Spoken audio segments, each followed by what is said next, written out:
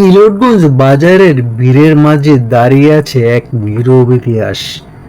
130 বছরের লার্কির ব্যবসা। হ্যাঁ প্রিয় বন্ধুরা, 130 বছরের লার্কির ব্যবসা, যা শুধু ব্যবসায় নয়, এটা একটা পরিবারের শ্বাস প্রশ্বাস। এই পথের শুরু করেছিলেন ওমর আলী ব্যাপারী, যিনি স্বপ্ন দেখেছিলেন গাম দিয়ে রুটি বানানোর, পরিশ্রম দিয়ে সম্মান গড়ার।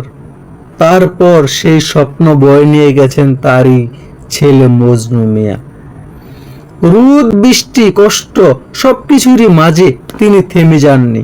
আজ সেই একই হাতে, সেই একই গ্রামের গন্ধে দাঁড়িয়ে আছেন তারই নাতি মোস্তফা ব্যাপারী ও শাহিন ব্যাপারী।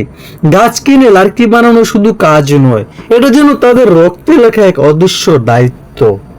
যেখানে পৃথিবী দ্রুত বদলে যাচ্ছে, সেখানেই তারা আজ ধীরে ধীরে সততার সাথে গড়ে তুলেছেন জীবনের ইট পাথর। হয়তো তাদের হাতে বিলাসিতা নেই, কিন্তু আছে এক অমূল্য সম্পদ, পরিশ্রমের গর্ব আর বংশের সম্মান। রোদে পুড়ে ঘামে ভিজে দিনের শেষে তারা যখন ঘরে ফিরে, তখন ক্লান্ত শরীরের ভেতরে থাকে এক অদ্ভুত শান্তি, কারণ তারা জানে তারা ইতিহাস বাঁচিয়ে রেখেছে।